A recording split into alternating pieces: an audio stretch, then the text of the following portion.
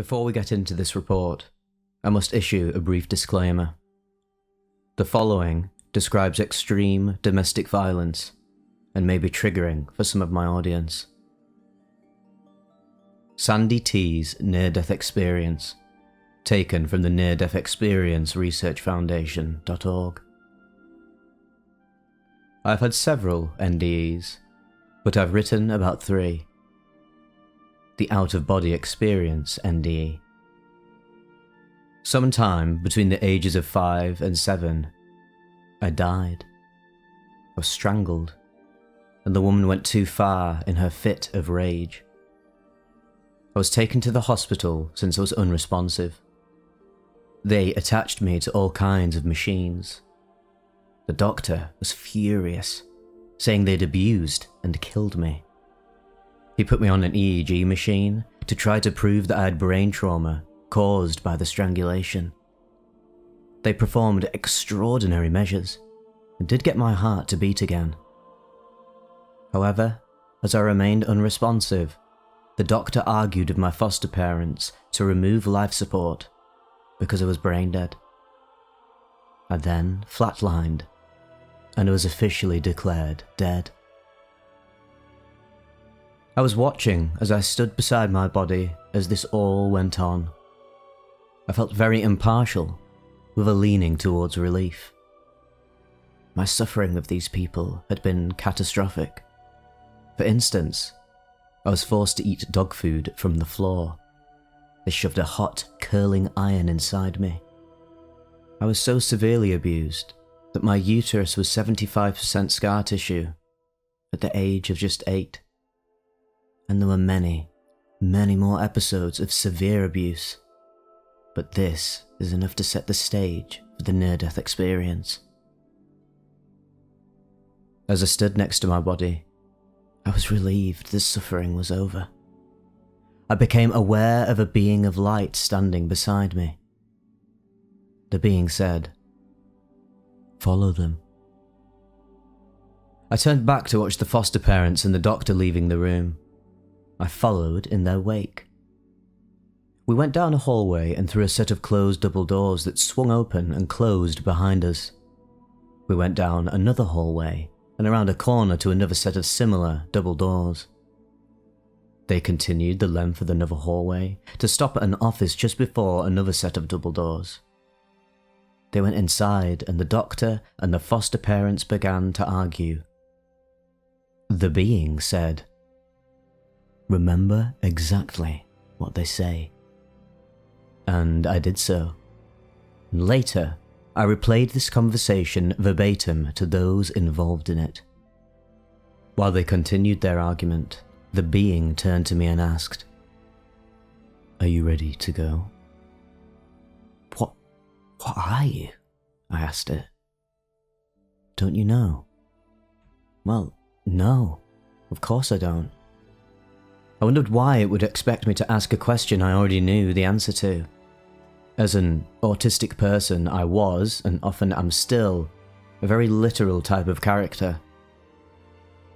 Its response was that I could call it whatever I wanted to. Most people, it explained, called it an angel or a guide, and some called it God. You aren't really any of that, are you? I somehow inherently understood this. It expressed pleasure and pride, what we would call a smile, and replied with, No, none of these are fully accurate, though. All are as accurate as they can be for the person deciding." "Why can't I decide what you are?" "You have no preconceived ideas to get in the way of your understanding. You understand that you cannot truly know me while you carry the limitations of your body. You know whether I am good or bad, or whether or not you trust me. This is complete enough knowledge." Then, the being took me into the presence of the great intelligence that created everything. It is everything and exists in and through and as all things. I would call it God, though this word has too many misunderstandings attached to it in our world to be accurate. in this presence, this most majestic divine presence, I simply stood there and felt love everywhere. It was this thick and heavy love and had a literal physical presence. This presence was exquisite and magnificent. I also felt its gratitude for all of humanity and for all who must suffer in this place we reside. It had weight, presence, and form. It is the one thing I've never heard spoken of, that God is grateful to us, and for us, and for all that we are and do. Then I was taken into the universe. I surfed on sound, I tasted colours that we can't see, and for which we have no names for on Earth. I experienced the fullness of the songs that the planets sing to each other, and the laughter of the stars. I experienced all that is, and the wonder of what exists. There was this indescribable beauty and such a vast love and joy present. I returned to the being who had led me from the presence. I carried some of the presence with me still, and will do so forever. I was taken back towards my body by a long route through more stars and beautiful things. And while we walked, the being and I spoke at great length. The final conversation went much like this. You don't have to go back. It's your choice.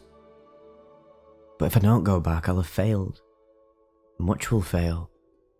I didn't want to go back, but I felt this powerful draw to do so. You will be loved and welcomed home regardless. You'll be celebrated, and there'll be rejoicing and welcome. I looked then at my body, lying there. But I will know only pain if I go back. Yes. Yet still the choice to return is your own. We will not decide. We love you always. I want to stay so badly though. I looked at the being and felt its understanding and willingness to accept that. Alright, I'll go back. Now, this wasn't a choice, but it felt like acceptance and knowledge. I knew I would go back. I'd promised in general to go back. I had work to do even though it was really, really hard work. But I didn't want to go back really. The being waited patiently as feelings of my pain and desperation warred with my mental knowledge and commitment. I'd just spent an eternity in magic, wonder, and a wealth of love and gratitude, listening to celestial songs and ballets in this perfect world. And now I would return to squalor, abject misery, terror, and agony. And I knew it wouldn't end soon either. I did return to my body, and all the inherent pain that comes with it. After an exploration of magnificence that I cannot even describe at all. And yet here I remain, for now. The Strange Worlds Near-Death Experience. I've finally decided to write about another one of my experiences. I suppose with the strangeness of our world, it's just the right time. I've told this in part, but not in full, and not in as great of detail as really happened. I was under 6 years old when I had this one. My foster mother had a great liking for strangulation as punishment. She was strangling me, and I remember the world narrowing down to a pinprick. This was the same thing I've seen at another time, when I stupidly locked my knees and nearly fainted from it. As the world narrowed and moved away down my tunnel vision, I had an intense urge to keep fighting. I was past the point where I normally gave up fighting. But this time, I felt a deep, deep urge to keep struggling onwards. As the world narrowed and then vanished, All I could feel was my body and hers against it, as I became momentarily blind. I could feel myself slowing down, but my emotions began to cease. I was no longer afraid, and now it seemed as if my body was fighting on its very own. And then, I was out of my body, standing there watching the scene much like before. My body was now limp, and Dorothy was shaking it by the throat as if expecting more of a fight. I turned to the being beside my awareness, as it were. It reached out to me, like taking my hand would seem in real life. "Let us take a tour," was all it communicated to me. I glanced back and saw that Dorothy had begun to resuscitate my body. I felt worry, but not for the body itself. Will we have time? The sense of a smile. Plenty, and some to spare. Time here will not pass while we are there. We were somewhere else. I didn't really sense a transition as much as just being somewhere else. I felt only awe and wonder.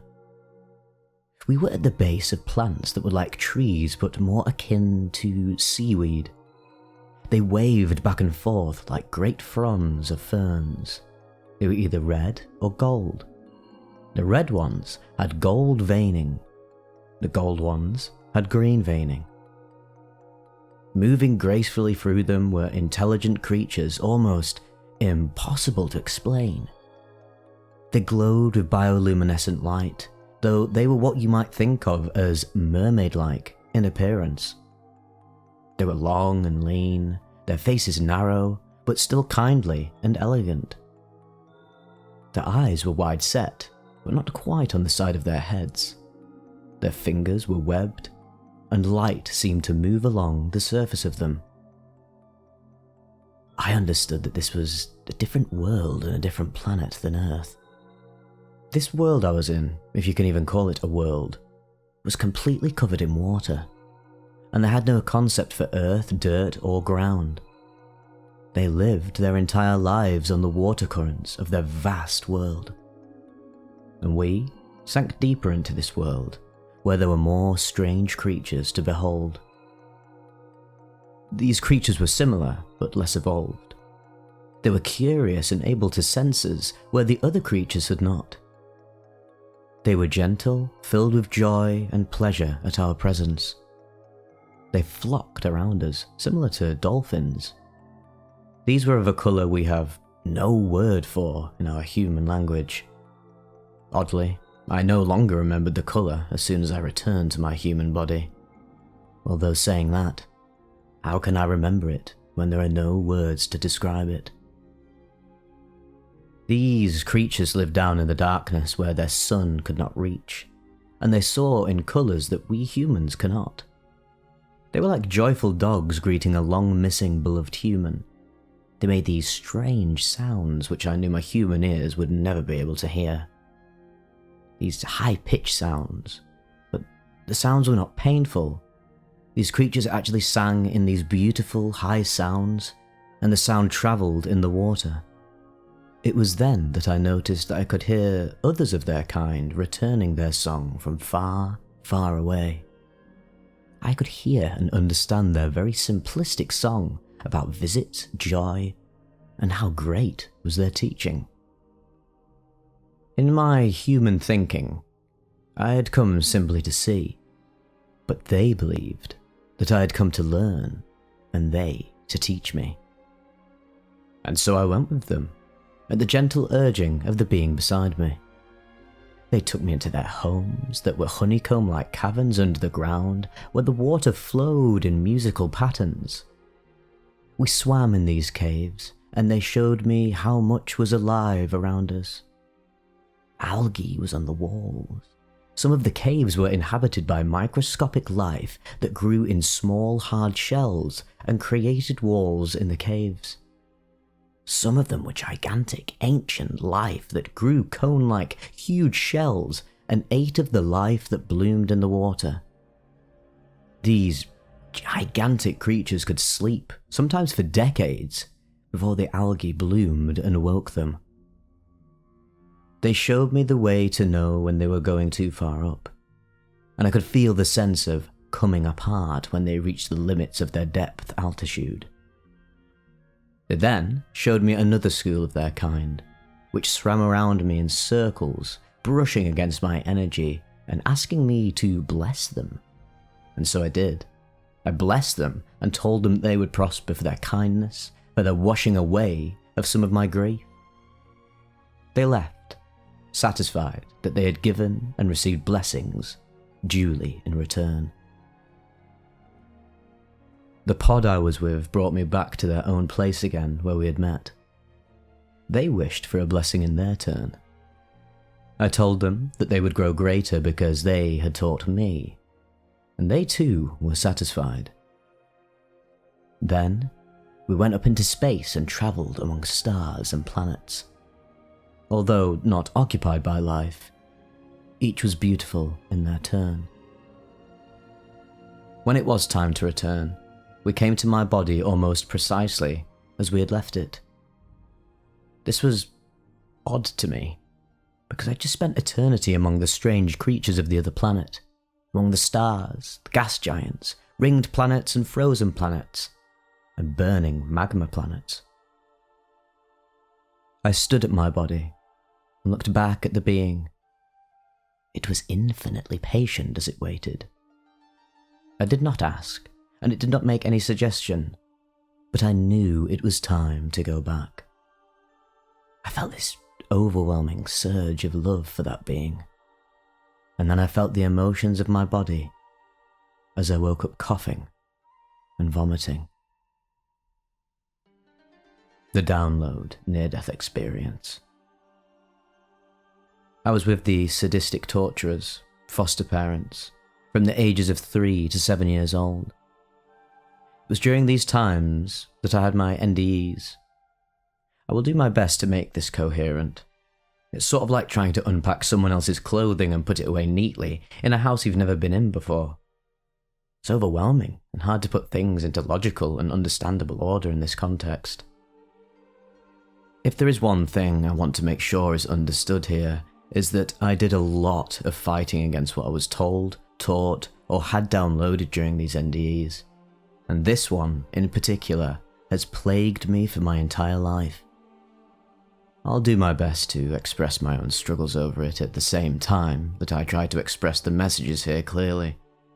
Also, just in general, this one was a particularly fascinating near-death experience, and there are things to express from that standpoint, which will also be of a great challenge to me.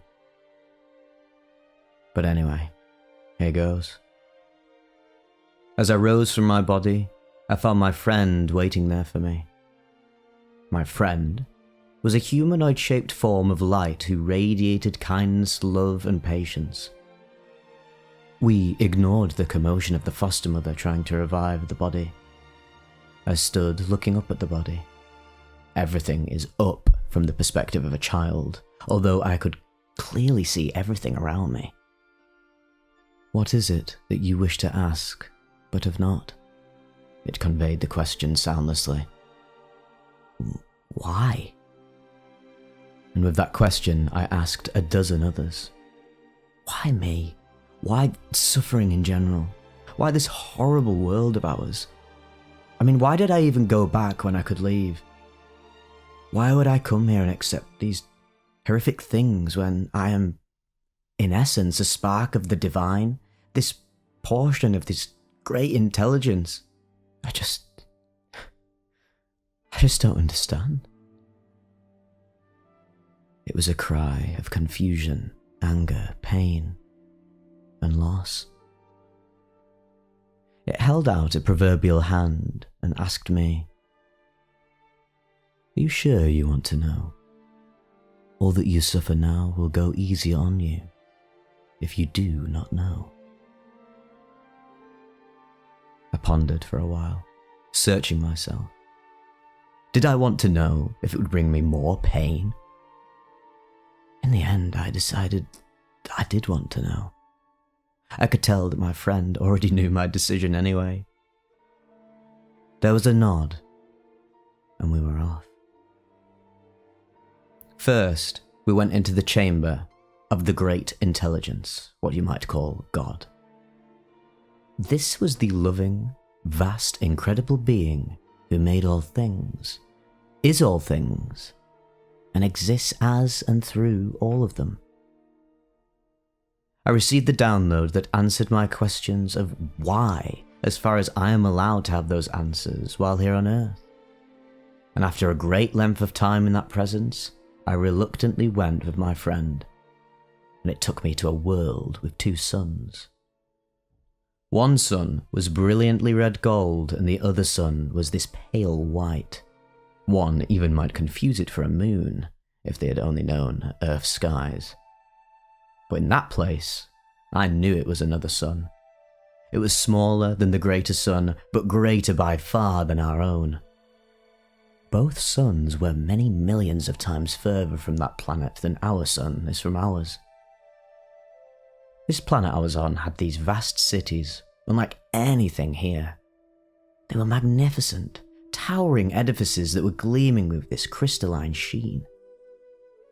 They were not built, but rather grown in a process I do not and did not understand. They were teeming with life, and not merely in the intelligent species of that planet, but with animals, and some of these animals were climbing creatures who nested far up in the tops of the great hollow houses. Even as I watched in wonder of everything going on around me, these creatures, they launched themselves off and glided from one vast pinnacle to another, scurrying up the side and disappearing into the houses. They were similar in body to these flying squirrels that you see, but their faces were more like anteaters, though this is an imprecise comparison because no such things exist, or at least to the human mind. Yet, it was joyful and beautiful to witness. The intelligent beings who lived there were filled with laughter, happiness, and sublime contentment. And I understood in that moment immediately the fullness of life on this planet. I could see when it broke apart from a sun, spinning and cooling and collecting debris, until the first of these creatures heard itself laugh and understand the sound for what it was. In that most wondrous moment, self-awareness was awakened, and the seeds of civilization had sprouted. These people were golden-skinned and willowy in appearance. They were, I must say, similar to humans, although their faces were more softly defined and rounder. They did wear clothing, but it was to express themselves, as the clothing had no other cultural or physiological purpose for its existence in their society. They danced and wove cloth through the air, and I wished to go closer and learn more, but it would have been disrespectful. Before I know it, I'm brought to another planet where the people lived in sprawling huts that were far apart from each other. These people were not like what I expected of intelligent species. They were not bipedal, and used their feet much like hands, although their back legs were hooved. They curled their hands into fists to run, and there were hard protrusions on the backs of their knuckles. Perhaps this was where my innocent childhood belief that I could too grow up to be a horse came from, though they did not look like horses, or any earthly creature for that matter. Regardless, these people were joyful, peaceful, and lived in harmony, much like the other creatures I had seen. They were very attuned to the planet they lived on. They spoke of the planet, and to the planet. There were two other intelligent species there as well, and all three lived together and worked together in a strange, symbiotic sort of manner.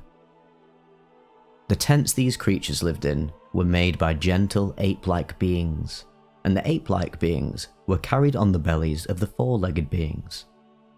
The third race of beings were ape-like as well, but more similar to humans in their faces, without the prominent forehead of Cro-Magnon humans, but not as softened as modern humans. The third race of beings could actually see us, and raised their hands in a greeting, and this prompted the others to do so as well. It was rather a strange sight, I must say. Yet we bowed and sent them blessings before moving on again. As we bounced from place to place, I saw wonders everywhere. I was shown non-intelligent species as well. I was shown splendors of every kind, like waterfalls and being taken into the heart of a burning flame. I skimmed the surface of a sun, playing in the shifting energy, and heard its jubilant joy at giving life to so many wonderful things. It must be said this was the most joyful, beautiful, wonderful, amazing experience anyone could possibly ever imagine having. The size, the scope of it cannot be expressed. I met with the most incredible spiritual beings, like my attendant, friend, and my guide, and they were all filled with contentment and joy. Everywhere in the universe was great love, dignity, respect, and compassion. It was so exquisite that I can't contain my tears, as I have a diminished capacity to remember this experience, because this is all that my brain can encompass while in this reduced, small, and limited form. To go from where I was and into this has been almost, unbearable in a sense. To truly know what lies beyond, and to know beyond all doubt that it is magnificent and fantastic beyond all conception, makes living here in this form so very hard. I try not to think about it. Another reason I've rarely spoken of my experience is that it makes me yearn even harder to return to it. Anyway, after a great deal of time exploring, seeing beautiful and wonderful sights, we stopped in space near a nebula. Nebulas are even more beautiful than they appear in photographs. That is the answer to your question. Finally, I understood that everything that we do here on Earth, all that we are, all that we experience, is part of what allows creation to exist. Every beautiful thing, every wonderful being and creature, whether on Earth or in any universe, relies upon people who are on the extremely rare places like Earth. As above, so below. It is all interconnected. For everything to exist, everything must exist. The great intelligence, God, is a paradox. It is completely loving and fully unlimited, which by the definition of paradox means it is impossible. It cannot be limited only to love. It cannot be limited to only being unlimited, or it is not unlimited. Earth is a place where the unlimited becomes limited, where the singular becomes many. Here, it can know community as well as loneliness. It can know heartache and hope. It can know all which an unlimited being of pure love cannot. It can conceive and perceive evil, which in truth it cannot do this either in its highest, absolute state. To solve the paradox, it must experience helplessness and limitation, and all as it is real. In this place, it is all so real. Yet, ultimately, it is illusion. So what is free will? Free will is the option to come here to help solve the paradox of God. To be all that we are not, so that everything wondrous and joyful may continue to exist. So that love itself may continue to exist. So that the unlimited is not limited to being only unlimited. After all this, we're left with questions. Why are the answers always to these questions simply to exist, to choose love, and to learn how to love? Well, because all you need to do to solve the paradox is to exist. And as we exist here, Each time we choose love, we expand the universe. Love is life's longing for itself. Despite the reality of what we do live within this life, this human experience, even the darkest souls among us cannot help but to reach, to yearn, and move towards goodness and towards love. For love is the true nature of who we are. And when we experience these horrible things in life, the question, why, comes to mind. Because it is the central question of love, life, and of this world. The answer is so that all things might continue to exist. Every soul chooses to come here and to suffer because of love. Each soul loves the universe, it loves life, and it loves this world and all of the worlds unconditionally. Each soul loves all of the people so immensely and intensely that they choose to come here so that all the universes may teem with beautiful, joyful life. Every creature that I saw acknowledges that your life gives them the gift of life. When each soul goes home after they die, they will know the rewards of their own gift too.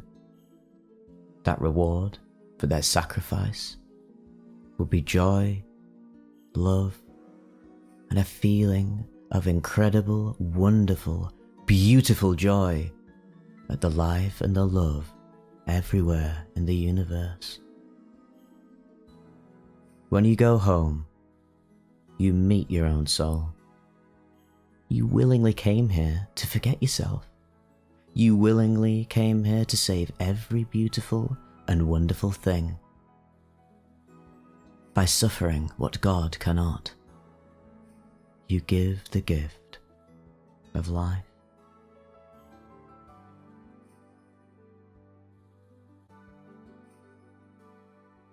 Before I delve into my own commentary on these radically profound experiences shared, I'd just like to add an addendum here.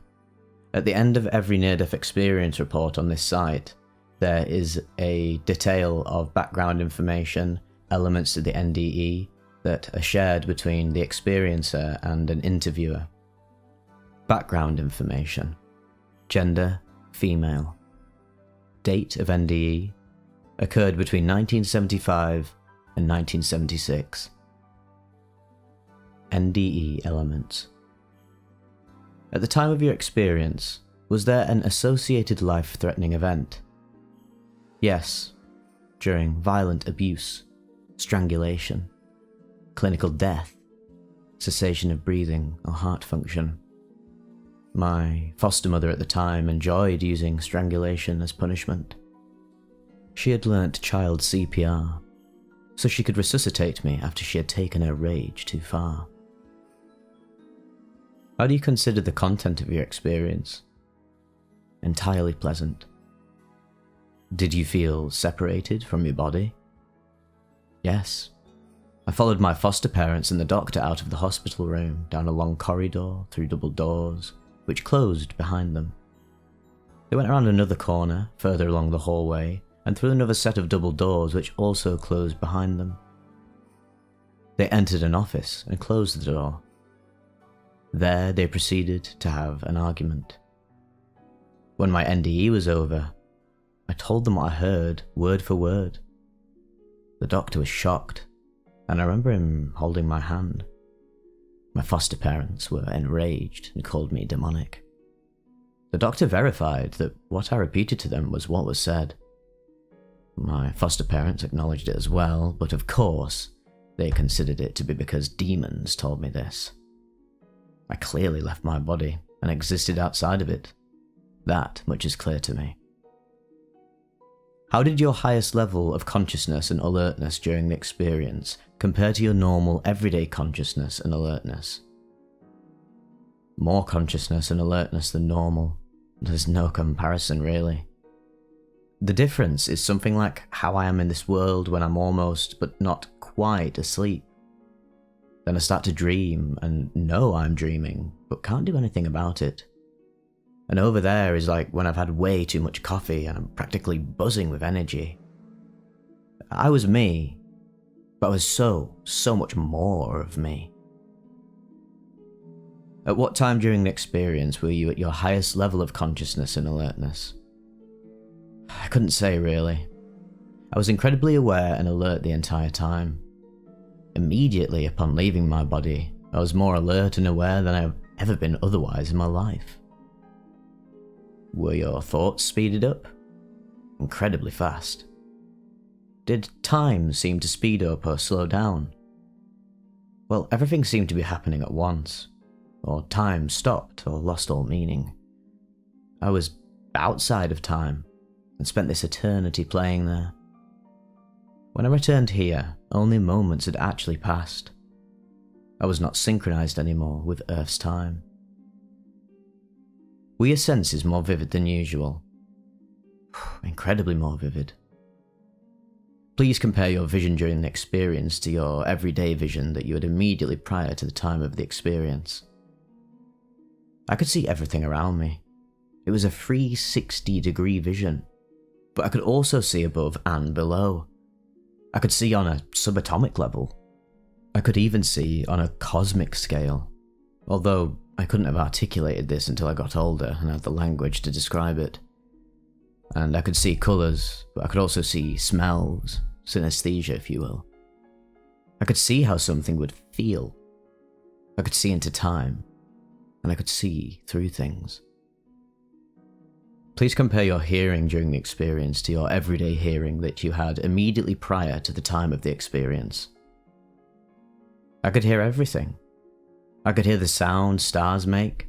I could hear sound so low that nothing on earth can even hear it. I could actually hear sounds at this extremely high pitch, yet it brought me only joy and not pain, despite my ears being very sensitive on Earth. Did you seem to be aware of things going on elsewhere, as if by extra sensory perception? Yes, and the facts have been checked out. Did you pass into or through a tunnel? Yes, I did, but it was more of an impression of a tunnel. It was more like teleporting. I would say travel when I wanted to be somewhere, and it was almost instant. Did you see any beings in your experience? No. Did you encounter or become aware of any deceased or alive beings? No. Did you see or feel surrounded by a brilliant light? Well, a light clearly of mystical or otherworldly origin was present. Did you see an unearthly light? Yes, I was in the presence of the divine higher power, as I call it. It is what we call light. Yet, it's so much more than that. But it is definitely light, just as sunlight is. It is a prism of every colour and coalesced into love. Did you seem to enter some other unearthly world? This world was clearly mystical or unearthly, some form of realm. I was in the spiritual existence, which is like a cocoon that Earth resides in as a tiny part of it. It was just over there. I think when we die, we go back to a pure spiritual existence, but we can still touch and interact with most of the physical universe. We don't interact on Earth because it would be disrespectful. This is one of those how can you explain something we have no concept of moment for me. But I was here. I was there. I don't know, it's not another realm, but it felt like I stepped out of the phase with time and the Earth. So, no would be an acceptable answer, but it wouldn't be. Because I was still in the physical universe, while I was also outside of it. It's literally impossible to express accurately. What emotions did you feel during the experience? Well, I felt this immensely loving, and, well, I just felt completely loved. I felt connected. I felt gently and tenderly humbled, not humiliated, and I felt tenderness towards everything.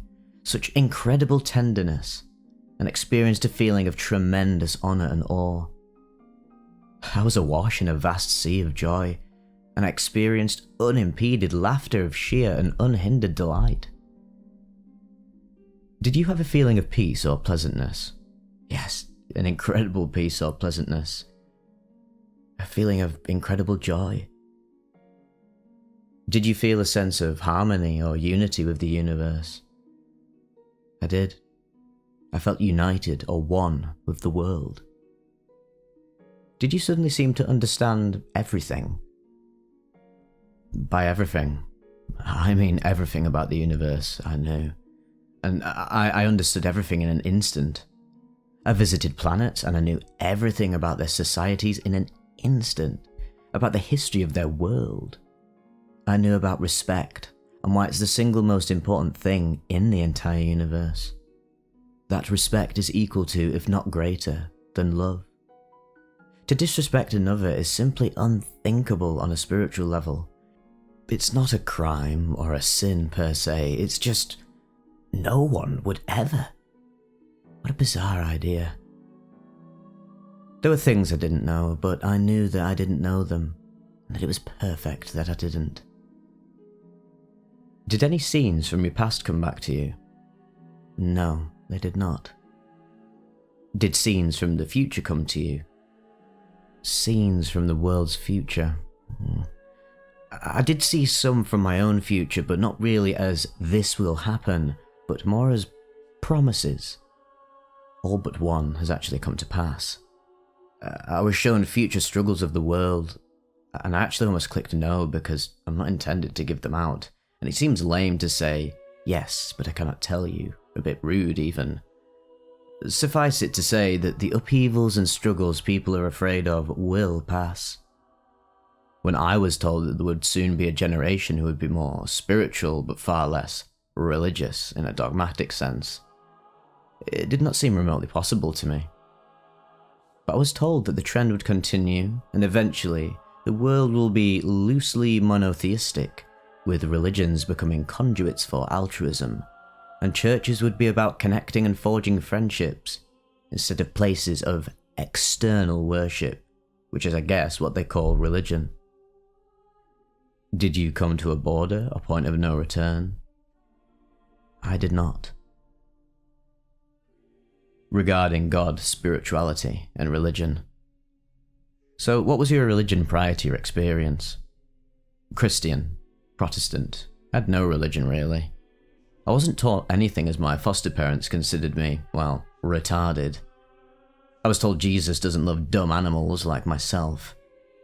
I didn't really have a concept of God that I can recall before them, or even after them really. Understanding that it was God I met happened later. Have your religious practices changed since your experience? Yes, I did in fact. I tried to be Christian, but I couldn't find God is love in the being described in the Bible. So I tried to be Buddhist, but the whole non-attachment business just didn't work at all with my near-death experience downloads. Earth is a sacred experience. We're not supposed to live our lives trying to escape it all the time. So, what is your religion now? Other faiths. New Age. I'm a pantheist. Personally, I believe that the higher power is in all things, through all things, as all things, and even transcends all things. Loving, aware, and interested in all of itself. Did your experience include features consistent with your earthly beliefs? Content that was both consistent and not consistent with the beliefs you had at the time of your experience. I chose the last because I didn't really have any beliefs at the time. I was too young, and also nobody had taught me anything because they considered me, well, too stupid to live, much less learn. So basically, I don't know how to answer this question, to be honest. Did you have a change in your values and beliefs because of this experience? Yes. Although I can't really answer this question, so I'll answer another one. It definitely changes how I interact with the world and with people now. How I interacted with religion, and how hard it was for me to leave the religion I was raised in. Perversely, it also ensured that I could never have stayed in that religion. Did you seem to encounter a mystical being or presence or hear an unidentifiable voice? Well, I encountered that definite being, or a voice of clearly mystical or unearthly origin. There was a being guiding me, which communicated to me, but it did not speak as we think of it. I experienced the presence, which was not exactly a being, or at least in the way we think of people being a body that takes up this and that much space in the physical. It was just like an awareness, an intelligence that was everywhere. It also communicated, but again, without words, you could even say in a telepathic sense. As soon as we entered what I have termed the chamber, I understood that this being is everywhere and everything. Did you see any deceased or religious spirits? No. Did you encounter or become aware of any beings who previously lived on Earth, who were described by name and religions, such as Jesus, Muhammad, Buddha, etc.? No, I did not. During your experience, did you gain information about pre-mortal existence? Yes, I was told that I chose to come to Earth before I did. There was other information which I don't wish to disclose. However, I was given a sort of a parable of my soul choosing to incarnate on Earth. There were many other souls there also, preparing to enter the portal of birth and live human lives. During your experience, did you gain information about universal connection or oneness? Yes. We are both self-aware, but also a spark of the divine. Think of it like being in the air. The air around you is the air around you, but all of the air everywhere is the air, if you know what I mean. It's all the same, even though you're not immersed in all of it. We are all in the universe as part of the universe. You can't separate a part of the universe from the universe because everything is the universe.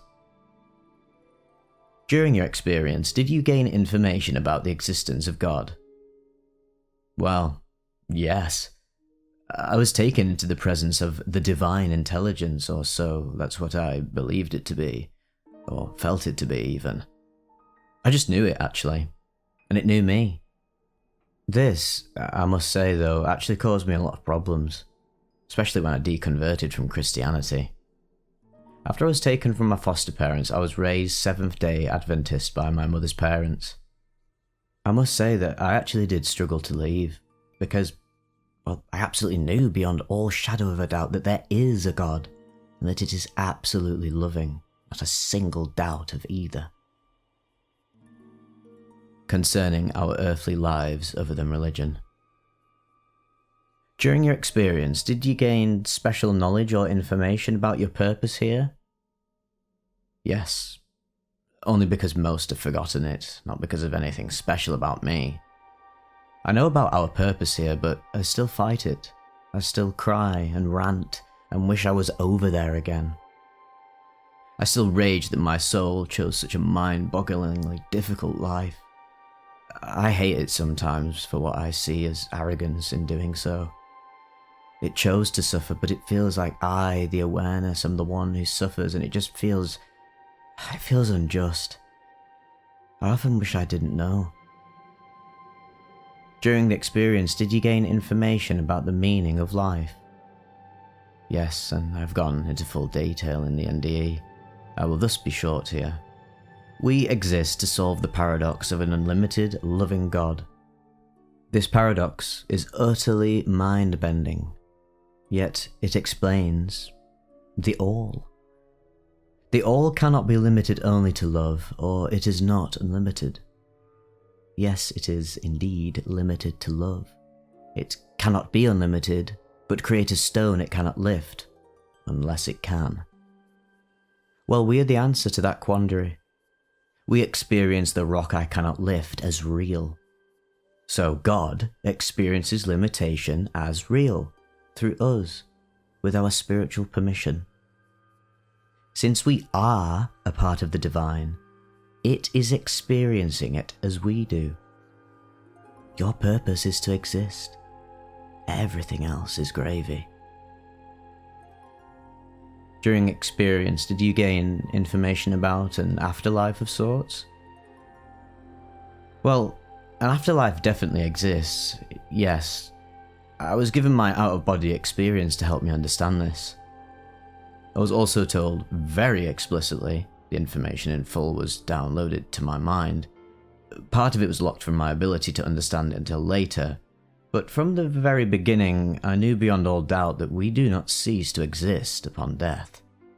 Did you gain information about how to live our lives? Yes, most certainly. People have far too high and far too low expectations of themselves. Set your goalposts higher. Stop beating yourself up, or at least try. Try not to say anything to yourself that you wouldn't to someone else, especially not someone you dearly, tenderly love who is hurting. You're a person too. If you love your friends, if you love your family, apply this love to yourself. During the experience, did you gain information about life's difficulties, challenges, and hardships? I did. We're never alone, even when we feel like it. There are many souls around us to support us. Your pets do indeed have souls, and they did indeed come here to serve you in great love as companions, and vice versa. We are able to handle what we come to experience, but we are loved dearly and deeply whether we do or do not. They know it is hard indeed. Only spiritual heavyweight champions come here. The work of being here is known to be the hardest in the universes. If you are here, no matter how awful, useless, small, worthless, or bad you feel, you are spiritually immense and one of the most powerful, greatest beings to exist anywhere. When we look at those we call angels with awe, it is to them like the greatest monarch to ever live is looking at the town pauper in awe. It is borderline absurd, but they do know that you've forgotten yourself, still. When you think about it, the imagery is actually quite amusing. That of an elephant cowering, grovelling to a microscopic ant in obeisance. During your experience, did you gain information about love? Well, love. The greatest characteristic of love is respect. Do not treat others as you wish to be treated, treat them as they wish to be treated. So long as you do not need to violate yourself or another in order to do so. Do not seek harm to do harm to another for your own pleasure. Love is life's longing for itself. Love is what expands the universe. Love is the very fabric of everything. That energy that scientists say is the building blocks on a subatomic level, well, that's love. Everything is created from love. The great divine intelligence is love, and we all yearn for it, for ourselves. Love is the greatest expression of your true self. And those who do not love? Well, these are the most unfortunate creatures in existence, for they are as far as one can be from the divine intelligence, and still manage to exist. What life changes occurred in your life after your experience? Unknown.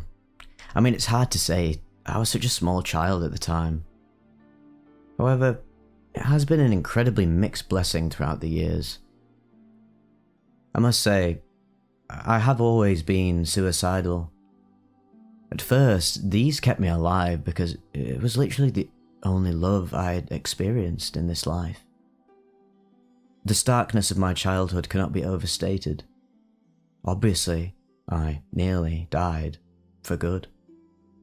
It was a very close call, the closest call imaginable, and not only from the direct assaults. I was almost dead of starvation when I was removed from the home. I've experienced terrible tragedies later in life as well. These have frequently made staying here almost impossible. The pain. It's almost always felt like more than I could actually bear, and I have these intense, chronic physical pains as well. And the other side is a constant gnawing yearning. Although, weirdly, it also gives me this hope that I can get through it if I just keep plugging along. I guess the most dangerous for me is the draw of atheism. If I could convince myself there is no afterlife, well, I'd end it all in seconds flat. To no longer experience anything is the most alluring thing I could possibly imagine from my experience being a human. Many people envy the experience, but being here, especially if you're suffering, it's a million times harder when you have absolute certainty that it's better over there. The only thing that keeps me plugging along in this world is the belief that I do at least have a purpose for being here. There is something of a gift in having beautiful memories to tell myself, this is why you're doing this. Yet sadly, it's not as great as a comfort as one might think though. On another level, I know that if I fail to see this life through, there will be zero judgment, only love. I suppose that should make it easier, but it almost balances out the sense of purpose. I do wish I could say it's all sunshine and roses, but it is not. It is definitely not. The call of the other side is the thorn in my side that never ceases to twist deeper. After the near-death experience. Was the experience difficult to express in words? Yes. I mean, we just don't really have words beautiful enough. We don't have words to describe many of the concepts. I mean, how do I describe colours we don't have the ability to see, much less describe? How do you put eternity isn't subject to the rules of time into an understandable concept to people who have only ever known a world where time is considered an absolute? How do you express that? Love? Love itself isn't just an emotion, it's not just an action, it's a thing and a power with substance, the substrate of all of reality. How accurately do you remember the experience in comparison to other life events that occurred around the time of the experience? I remember the experience as accurately as other life events that occurred around the time of the experience. I have extremely accurate memories of experience during that time in general. Quite a number of them were verified many years later. For example, my mother disappeared in 1977.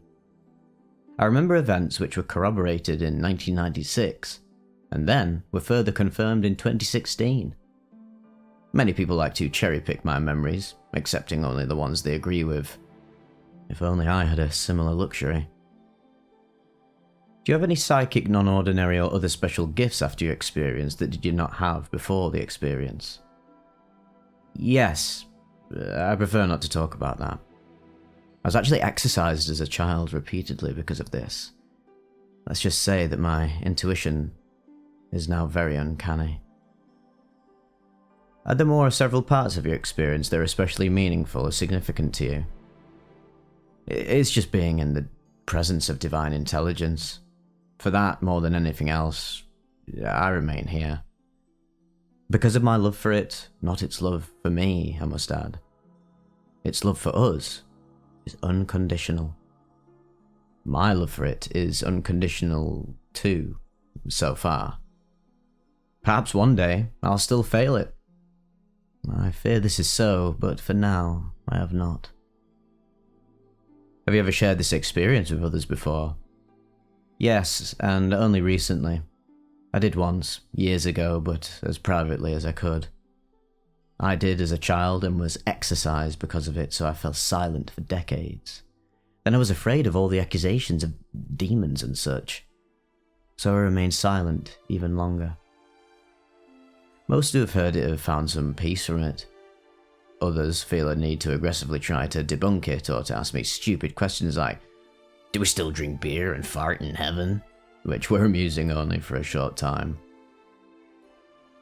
Do you have any knowledge of near-death experiences prior to your experience? No, I did not. What did you believe about the reality of your experience shortly, days to weeks after it happened? Well, the experience was definitely real. I've never managed to convince myself it wasn't real. In fact, that was ultimately the downfall for atheism for me. I just couldn't discount it. Particularly the out-of-body experience was just impossible for me to dismiss. They could, but I could not. What do you believe about the reality of your experience now? That experience was definitely real, I'm telling you. Again, the out-of-body experience is just something I cannot dismiss. I went through it, I saw it, I was there. People want to tell me I made it up or misremember, but they're always going to do that. Too many other memories, 42 years old as they are, have been too perfectly corroborated. I can't dismiss these just because it would be socially more convenient to do so. My memory has always been too disturbingly accurate for me to just cherry-pick them. And, well, I'm autistic, so unfortunately, I remember things even in "I was told that" versus "I experienced that." How am I supposed to accept one unbelievable memory and throw another away? It's not logical to me, just because it is to others who don't understand. At any time in your life, has anything ever reproduced any part of the experience? No, it has not. For anyone who just literally listened to the near-death experience report and decided to skip the interview, please listen to this little bit before I get into my commentary. This is super, super valuable and ties into, well, psychedelics. The last question from the interviewer is there anything else that you'd like to add about your experience?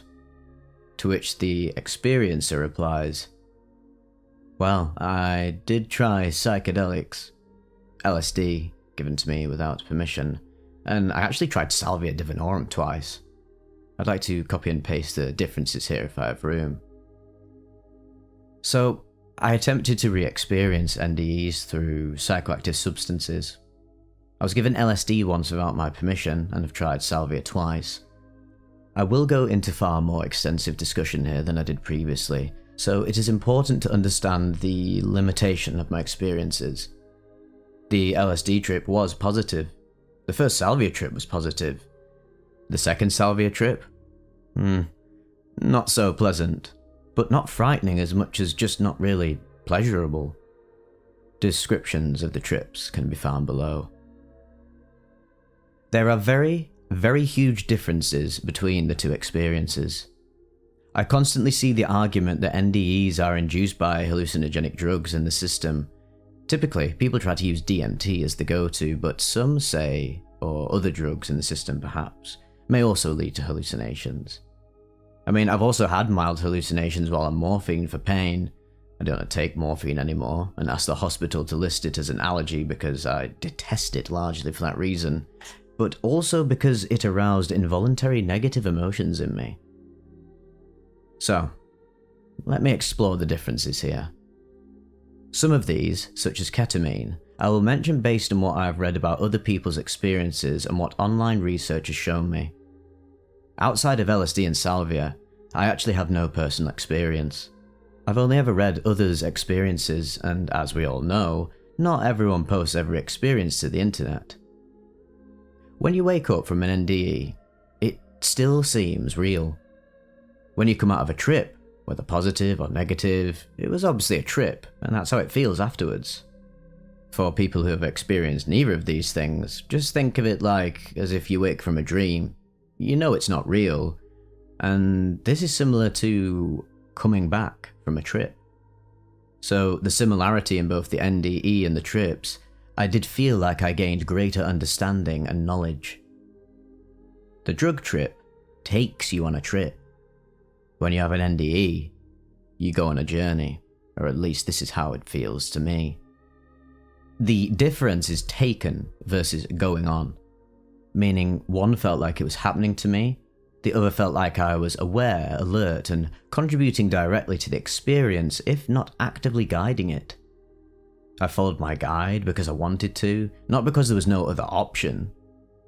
In trips, when you meet people, they talk to you. In my near-death experience, the communication was complete and instant. I knew their sentences in less than the blink of an eye.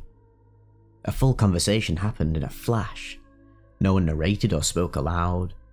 Smiles were more sensed and known than seen as well. I knew the other person's complete emotional content. Warmth, love, connection, kindness, tenderness. It was all embedded in that sense of a smile. Near-death experiences often use the very accurate word of a download, because you are given information that is not there 1 second and is there completely in the next instant. Full information, that would take years to write out into a library of books. It's there in an instant in its entirety. The near-death experience ends if you decide to end it immediately. If you are over a trip, well, the drug just keeps working away at you, dragging your mind back into it. There really is no escape until the substance has run its course. Conversely, in an NDE, all that has to happen is that it occurs to you that you're ready for it to be done, and it is. Speaking of which, DMT is the drug with the shortest duration that I know of that can be produced by the body, and is a strong enough hallucinogen to produce an NDE level intensity. It is not known to be produced in high enough levels at any time to do so, and no DMT has been found in dead human brains, only rats. But if injected externally with enough, it can cause hallucination. If you are injected with enough DMT to produce a hallucination as intense as an NDE, your trip will last a half an hour, whether you like it or not. People who die and have an NDE, if it were caused by DMT, would continue strong hallucinations of a psychedelic nature for at least a half hour. People who are resuscitated have not been known to report having a psychedelic drug trip immediately upon awakening from resuscitation. The commonly reported hallucinations do not resemble DMT hallucinations, but rather brain hypoxia hallucinations, where they are typically not characterized by psychedelic colors and typically have memory loss. That versus the response to DMT, which is not known for causing memory loss, outside of forgetting the trip itself in some cases. Hypoxia hallucinations are more like micro seizures rather than a psychedelic trip. They rarely have the swirling, moving hallucinations of psychedelics either, the classic tryptamine visuals. Unlike, for example, ketamine, in which most trips reported are negative and/or frightening, NDEs are rarely negative. The experiencer didn't say this, but I just thought I'd add this, that most ketamine trips aren't actually reported as negative and/or frightening. They are if the person takes a K-hole dose and has never experienced it before, but actually, ketamine, when used wisely, not on the streets, if it's used in ketamine therapy to induce, well, the exact therapeutic state that the drug's being used for, to wipe away depression, establish like new neural connections, that's when ketamine experiences are very positive. And even so, even if you're a street user and you have some transcendental experience on ketamine, it can be transcendental and can be very positive. The problem with ketamine is that it can be very addictive for psychonauts. I like to call it psychonotic heroin in a sense, because if you have a psychonotic mind state, if you're into this stuff, ketamine can be very addictive versus the psychedelics that are sort of anti-addictive. The ketamine experience is very reproducible up until the point where your tolerance builds up, and then you're having to take huge lines and you're damaging your body, and you're also damaging your brain, frying your NMDA receptors, reducing the amount of glutamate in your brain. And the problem with this is that it actually produces a sense of apathy and anhedonia towards life when you're trying to get off it. Personally, being a ketamine addict in recovery, this is something that I'm now recovering through. But the suffering of the anhedonia, not being able to connect and love your hobbies and passions and just life in general, basically just being in a state of total dissociation, that's definitely negative. But I would say that most trips that are done well with ketamine are not mostly negative and/or frightening. So I just thought I'd add that little bit in there. Anyway, back to the experiences report. Near-death experiences are rarely negative. Most of even the negative ones leave the person feeling positive afterward and are life-altering. Most have an impact on behaviour and mental state that lasts a significant duration versus post-trip clarity, which usually fades rapidly. Again, just a little addendum I'd like to leave here. So, yes, of course, post-trip clarity or the afterglow from a hallucinogenic substance isn't permanent and does fade. And this is obviously why I'm a huge advocate of meditating beyond the experience. And you have to try and really tap into the insights and feel the essence of them and let them pervade through your life. And it means you won't be on like a permanent afterglow all the time. Yeah, it will, the clarity will fade, but you can train yourself to really remember or re-experience the trip in its own essence. This is what I do when I write my own trip reports, and it can be quite enlightening, and you get this tiny little afterglow feeling. But the actual afterglow from the substance being in your body and directly after the trip, that fades, of course. So this is interesting that near-death experiences really stick with you for life, in a sense. The afterglow is much more perpetual, in a sense, even though after the actual near-death experience, later on down the line, you're going to have all these human experiences that are going to sort of, re-tie you back into the material world of suffering and strife and etc. And that's when the insights from an NDE, I guess, could fade, but you'll never ever forget it because you've opened that portal. But this can also be said of psychedelics. When you open that portal, I've died, I would say, many times on ketamine, like literally to the point of I actually died, like not what death really is. I wouldn't say I actually died in the 5-MeO sense, but it was an inverse of that, where it was a complete cessation of experience. And I'll tell you now, that definitely sticks with you. And I can remember it exactly now how it went down. It's so vivid in my brain. But the clarity from that was not so much pervasive. It's just something that I remember now and then, and I'm humbled by that experience, whilst also having suffered some very real consequences. I do believe I gave myself brain damage, in a sense, all the times I blacked out on ketamine. But anyway, back to the experiences ideas. During the drug trips, I felt very much dispassionate. I was two separate beings at the same time. I was observing myself having the experience while I was having the experience, while in the NDEs, I was fully integrated and there was no watcher or observer part of my mind. I was 100% lucid during my NDE, while I was not in my trips.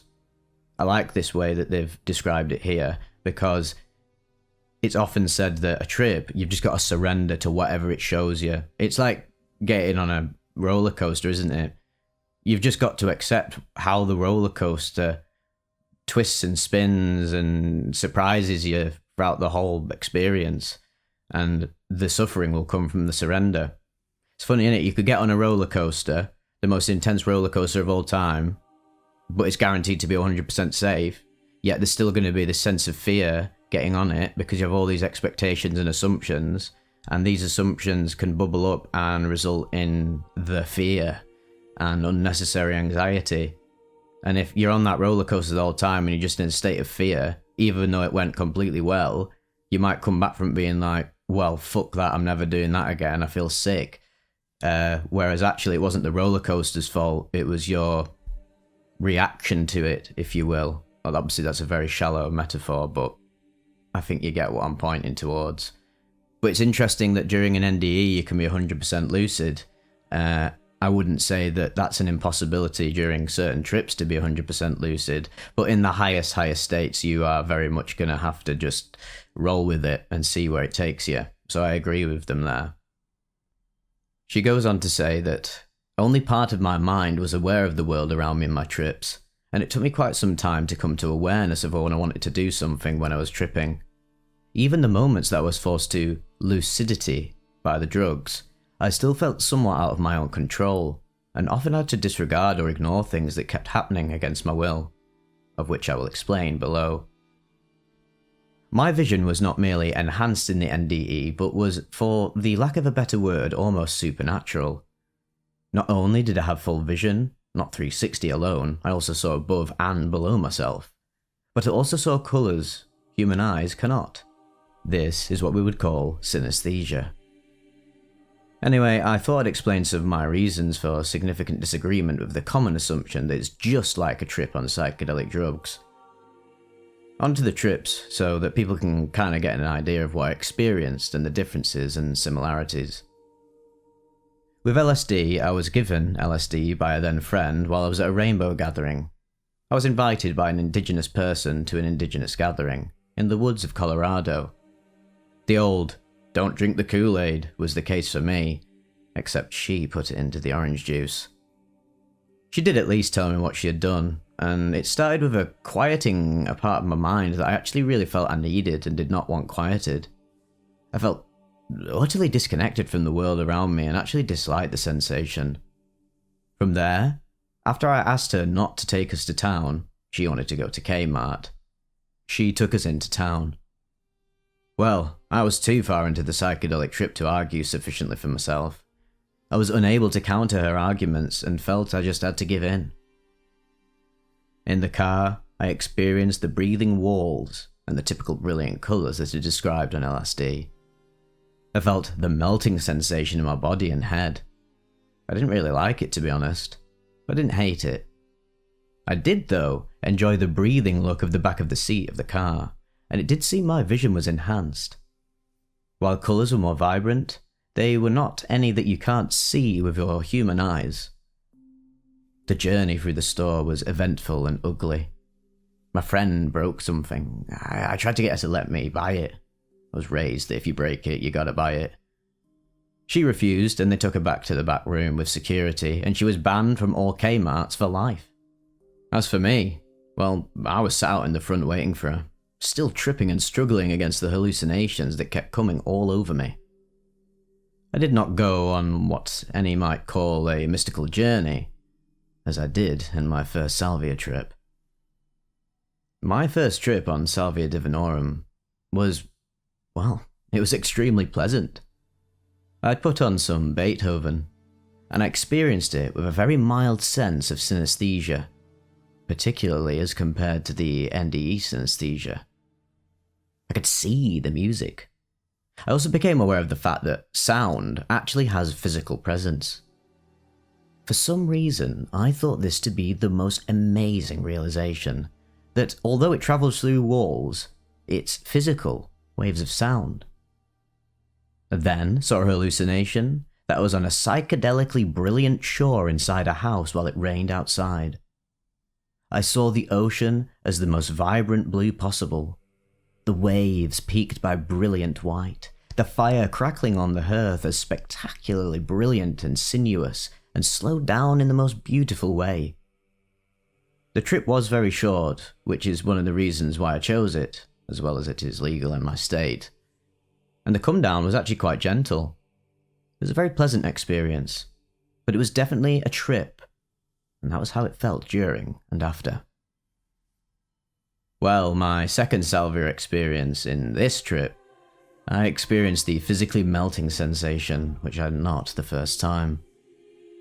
I felt like the top of my head was melting off into drips like brilliant wax, and it was extremely uncomfortable. As I began to become even more uncomfortable, I kept imagining people coming into the room to help me. As soon as I realised they weren't really there, they vanished, and then the next person would enter the room. This actually happened several times, and upset me each time it did. It was always someone I would not want to have come into the room when I felt vulnerable and incapable of defending myself. Now it was a very uncomfortable experience, but I did finally manage to get up from the bed and go call a friend. I ended up getting quite a bit too open with him, and regret having told him most of what I did. During my conversation with him, I remembered things I had tried not to think about and had never spoken to another person. I realised I was doing it, but felt compelled to continue. He actually was pretty pleasant and cool about it, but it made me feel violated. Not by him, I must say, just that I had told secrets that I did not want to ever reveal to anyone. It wasn't frightening or terrifying necessarily. It gave me insight into who I did and didn't trust, actually, and it really helped me work out some trauma around those memories I blabbed. Still, I have not done it again, because I did not enjoy the experience. Well, morphine. I was given morphine in the hospital. Previously, I'd only experienced a few minor hallucinations, like walls swirling slightly or chairs moving in a sort of waving seaweed wave for a second or two. However, this particular time, I felt like I couldn't breathe, and the more I tried to shake the feeling, the more intense it became. I began to search for what was pressing down on my chest. Part of me rationally knew there was nothing there, and that I was breathing, but I continued to hyperventilate, and the walls kept moving in towards me in my peripheral vision. I finally just endured it in silence, constantly forcing myself to stop trying to get the hospital gown off to stop it from choking me. I seriously do not want to have morphine ever again. It felt like hours that I couldn't breathe, even though my blood oxygen saturation was perfect. Well, take what you like from all of that. There are radical differences from my trips versus my NDEs. All of my near-death experiences had the same sense of perfect lucidity, of being real, and all of my trips shared the sense of being controlled by the drug and not myself. They were also inescapable until their own conclusion, with me having no option to end them while the drug was still at work in my system. Are there any other questions that we could ask to help you communicate your experience? I, again, can't think of anything. Sorry. After the interview, the writer then goes on to describe yet another experience of theirs. Hi, Jeffrey. As you know, I have had multiple near-death experiences. Most of them are so similar to each other that I don't really bother with them. The first of these I call the womb. It's similar to void experiences, except that I saw flashes of pink, sometimes other colours, but usually pink, like muted, dark lightning. I was floating in darkness.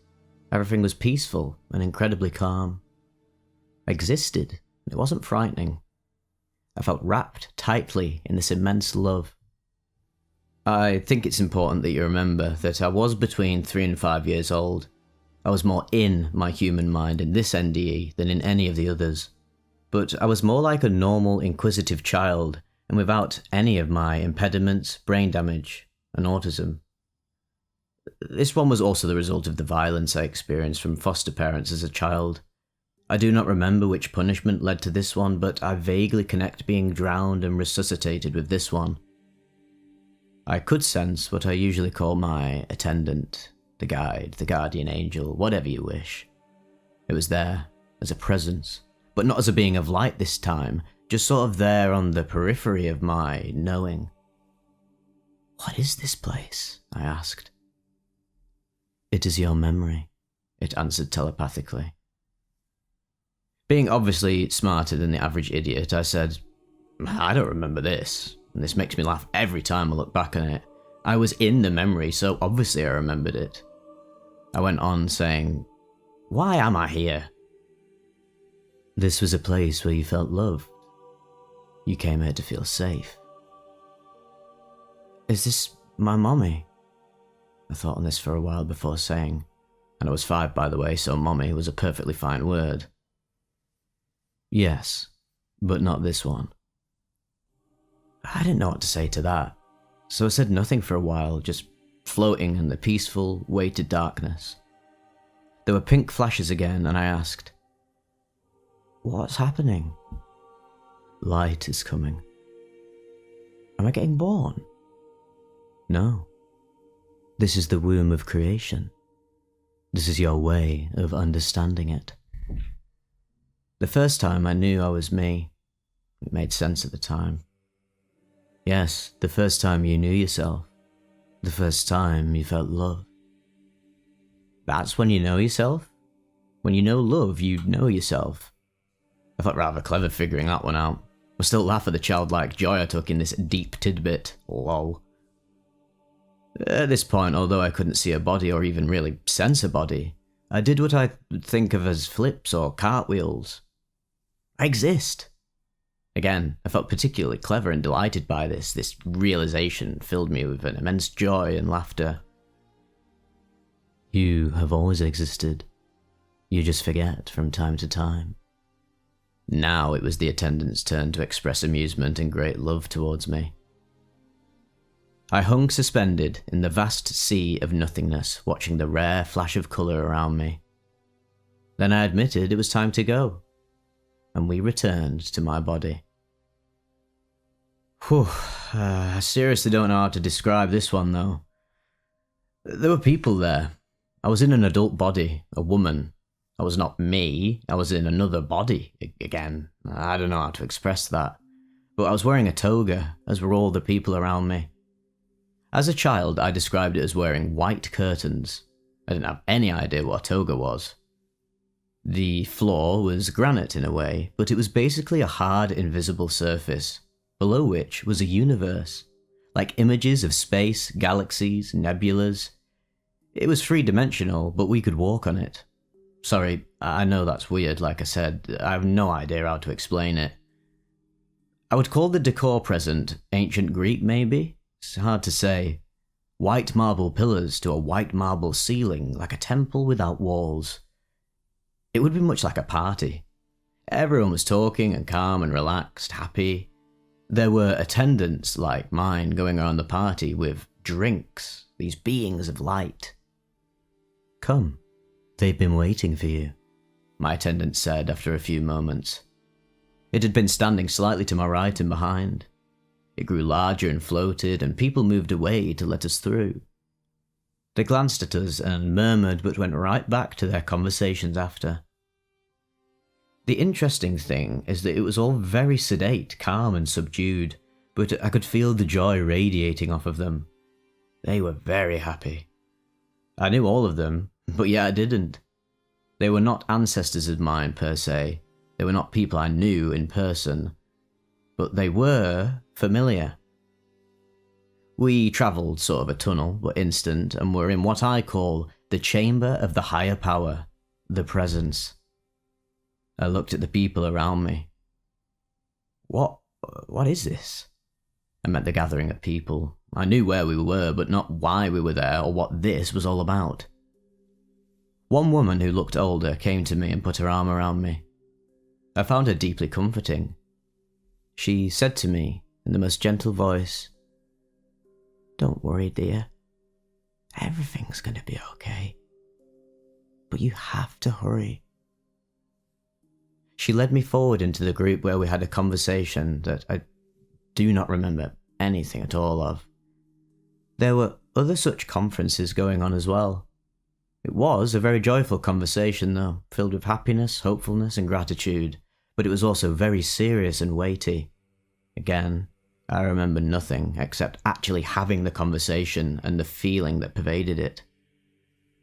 I remember my reluctance when it came time to go back as well. When I was about to go back to my body, I turned and looked at my attendant. I was so deeply sad, actually crying writing this, as I asked, "Will they find me then? If not, you will find them." I returned to my body, to the pain and terror that was the only reality I knew, and it was hard. I cried that night, something I tried never to do in that place. I don't know who they were or why I was afraid they wouldn't find me. So the NDE is nonsensical and strange. I actually got no real answers from it, and I have no real answers about it, I am afraid to say. I may have been given information, but I wasn't allowed to retain any of it. In retrospect, my take on it, just a deep feeling I have that I can't explain the origins of, is that this is where we go when we sleep. We plan together in this place every night. It felt much more physical or concrete to me than the rest, almost as if this was almost but not quite in the physical realm. I'd say this is closer to what we as human beings call real and less embedded in the plane of true reality to which we all return. I had two experiences which sort of fit in together in an interesting way. I've often said that I experienced more pure NDEs as a child because I had less indoctrination. This issue of indoctrination, or in a word I'd consider more specific, the greater the ensoulment, the less true to reality the experience becomes. These two experiences offer a bit more insight to that. Because I already had the foundation of this concept from my early NDEs, it was easier for me to somewhat get past it later, but you'll see how in the 1992 STE. An STE is a spiritually transformative experience, and the difference between an STE and an NDE is that an STE isn't induced by, well, a near-death experience, physical danger, or being clinically dead. An STE is like a spontaneous, mystical, spiritual experience.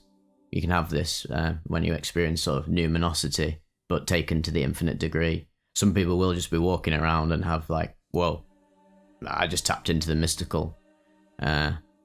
This can be seen in the case of people like Eckhart Tolle, who had a spiritually transformative experience on the verge of unaliving himself. I struggled with it considerably thanks to very, very heavy Seventh-day Adventist indoctrination from ages 9 to 15. The spiritually transformative experience that I experienced began at the end of a 3-day fasting and praying episode.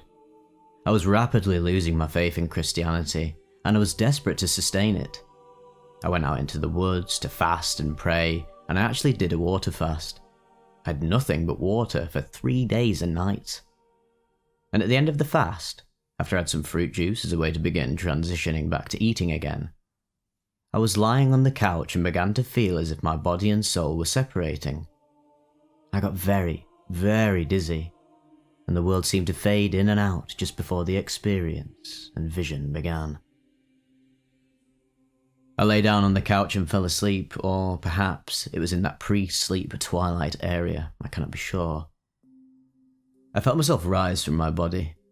This experience felt very different from the NDEs. It was more like a dream, but had a different quality from other dreams. It definitely shared similarities with my NDEs though, but was I fully less present in it? I feel so. I felt like my human self in other terms. I entered a tunnel, but the transition was extremely quick. I was almost immediately at the other end, standing in the clouds, and I saw a man, thinking it to be Jesus. However, being raised SDA, I was afraid.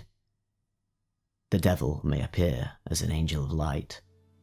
This verse came to my mind.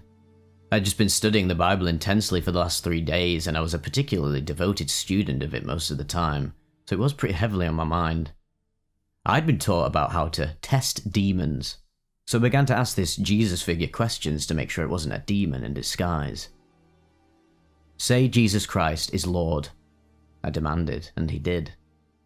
"Get thee behind me, Satan," I announced. And he just stood there smiling. "I command you in the name of the Father, the Son, and the Holy Ghost, in Jesus' name, I pray, depart." He crossed his arms and kept smiling. He kept smiling patiently all the way through my repertoire of demonology attempts to exorcise him. When I ran out, he asked me, "All done now?" And I sheepishly apologized. But then I couldn't stop myself. "You're not a demon." I knew that. I knew it on every level of my being. "You're really not a demon, are you?" "No," he agreed. "You're not Jesus?" I asked. He shrugged. "I am, if that's what you want to call me." I was too afraid of him being anything else. "You have to be Jesus. You've got to be." He smiled, and we returned to the kind of communication we'd had when I was a child, where I knew what he was thinking. "I knew you were going to say that." We spoke for some time about matters which were personal to me at that time. Not related to religion or the like, it was about my baby. He once more had bad news for me, and it was going to be rough. He also told me that it was never intended that I became trapped in religion the way I had. I'd been in a very, very intense crisis of faith for years. When we parted, I had personal information that came true, including that I would not remain a Christian, but the transition out would be difficult because my fear levels were so high. Also, sadly, his statement about my baby came true. Many of the deepest and most troubling issues I'd had with Christianity came to light during and after the experience. One of the largest, hugest challenges I'd had around how I'd been raised was regarding LGBTQ issues, and the idea that God would make a person a certain way and then hate them for being that way. This tied in, indirectly, to the fact of my autism, and why would God make me autistic and hate me for being autistic?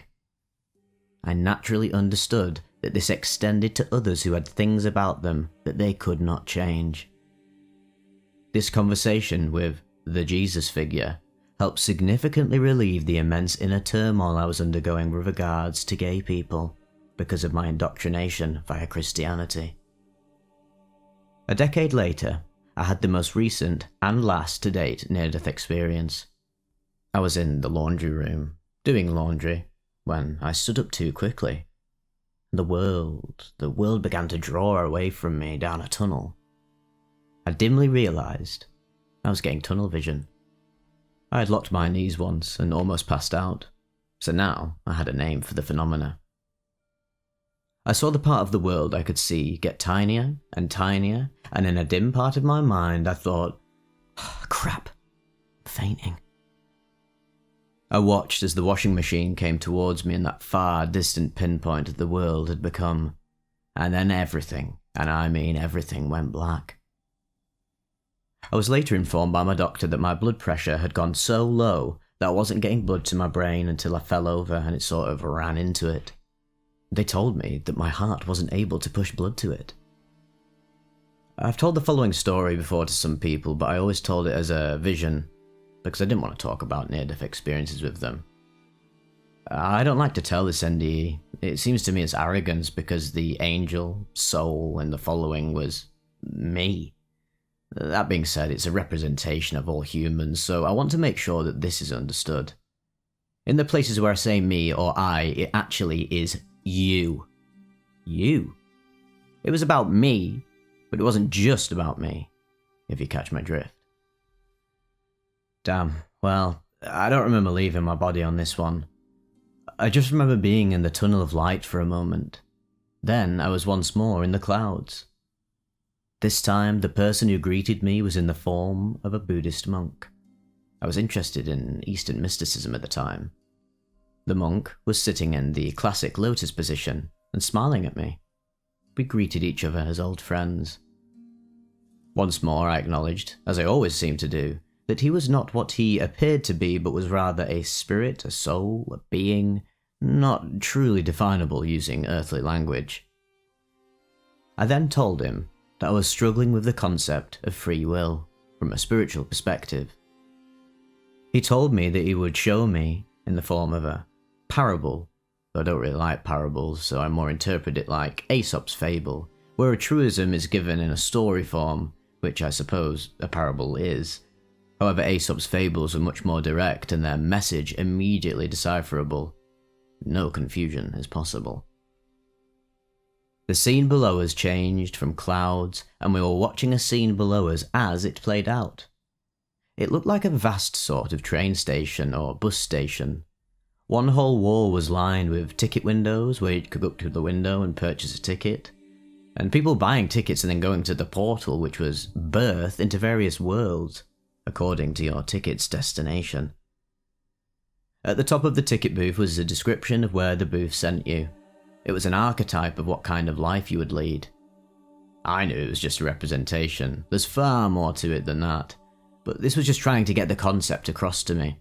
This is the thing about near-death experiences. Sometimes they are symbolic in nature, not an exact manifestation of the truth. They are more so pointers.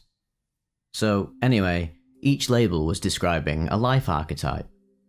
The lines were longer the closer they were to the entrance to the train station. At the far end, though, there were several windows with no one in the lines at all. As we watched, an angel, a being with wings, gentle, beautiful and sweet, their classic sort of angel, but with this unmistakable aura of immense power, came in. Around her neck was proof of her vast experience. She had a chit on the end of a necklace. It was sort of a honor medal, a ticket to any life of any kind anywhere. She could choose a vacation incarnation at any destination at all in reality. She held the chit in her hand as she walked. The people in the lines turned to stare and whispered about her. She was like a celebrity, and they were all amazed at her in awe, staring and gawping and excited. Such souls were rare, and it's very exciting to them to see her there. She passed all of the exciting and fun and holiday-type incarnations, though. She got to the end and turned to go back, but then stopped. She looked at the last 2 lives, the very last. No one at all stood at either. She went to the far end and placed her chit on the counter, pushing it towards the angel working that station. "You don't want to do that," he advised, shaking his head. "You will fail. Even you would fail this one." She nodded and said, "I know, but I have to try." He looked sad. "You're going to waste this on going to such an impossible life. Why?" "Someone must. Why not let it be me?" She shrugged back. He protested once more, but slid the ticket to her. She took it and held it as tenderly as she had held the chit a moment ago. She marched up to the portal of birth and resolutely held out the ticket. The angel working the portal shook his head. "Why would you do this? You're going to fail." She smiled, a wry, sad smile. "Yes, I know. But someone has to try." "Very well," he told her, and accepted her ticket. As he stepped aside and held his arm out, she stepped forward, took a deep breath, and leapt into the portal. The other angels present left their lines and gathered around to stare into it, watching. "She's going to fail," one of them said. "Oh, but someone had to try." Another repeated her words from earlier. "But what if she doesn't fail?" someone else asked, and they grew hushed and watched more closely. The clouds returned, and we sat together in silence for a while. He was a jolly, smiling monk, and I was me. Just me. I couldn't see that radiant creature from the story in me. "You should get back if you're going," he told me. And I looked at him, saying, "Everyone expected me to fail." He nodded. "Even you, most of all." Then he continued, "Your life was supposed to end a long time ago, yet you decided to keep going. We still expect you to fail, but you've already surpassed what you originally intended." "Me?" I basically replied, "Thanks for the vote of confidence." To which he just laughed, that jolly monk laugh. And I returned to my body in a pool of bloody vomit. Nice transition back, I must say. Thanks for that, my monk friend.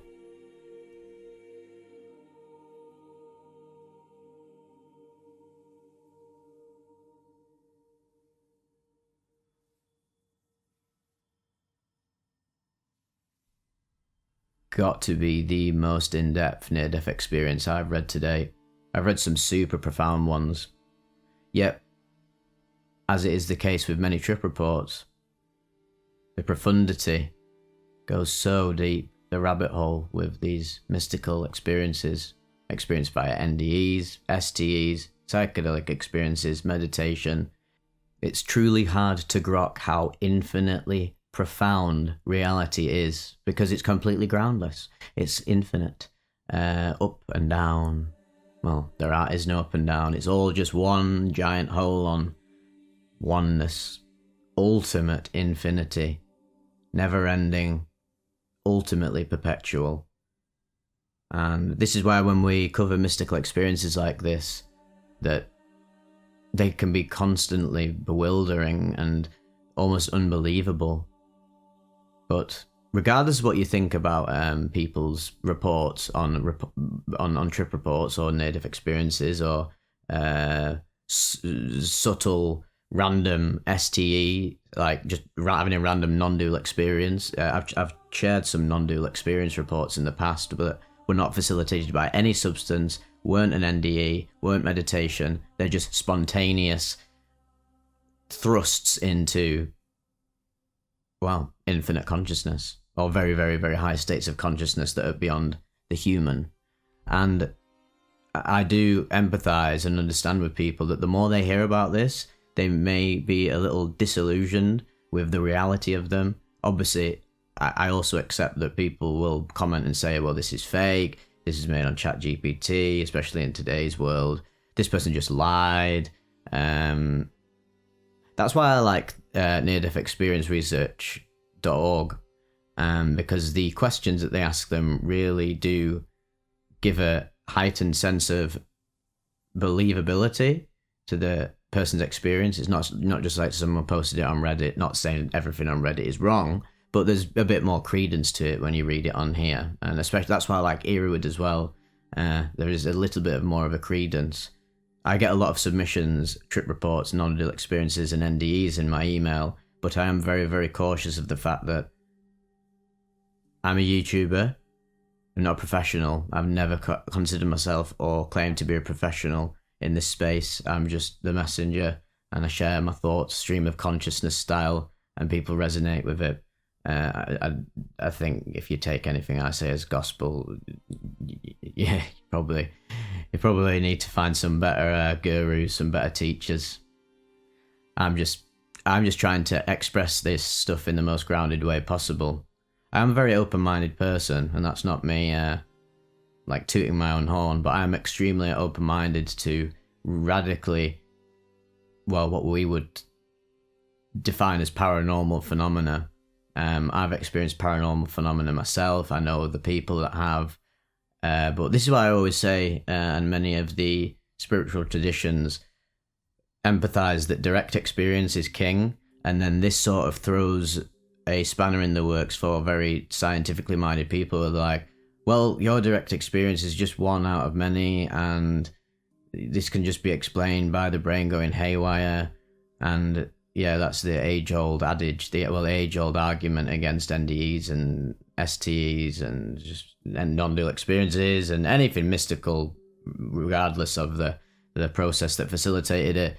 It always just goes back to the brain, or it's just the fact that we don't know enough about the brain. Eventually it can be explained, and even if that's true, excuse my French, but fuck me, the brain is way more complex than science can ever fully imagine. It can't even conceive how radically magical the brain's processes are and what it does to consciousness if we are talking about this from the materialistic standpoint.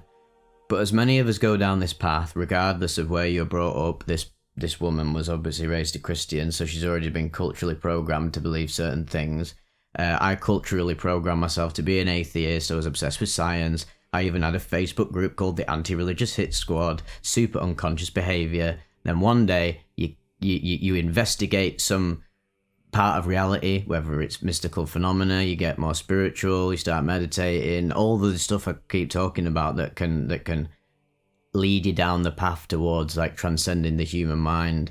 Eventually you keep doing it. They get to a point where this is just a little tangent.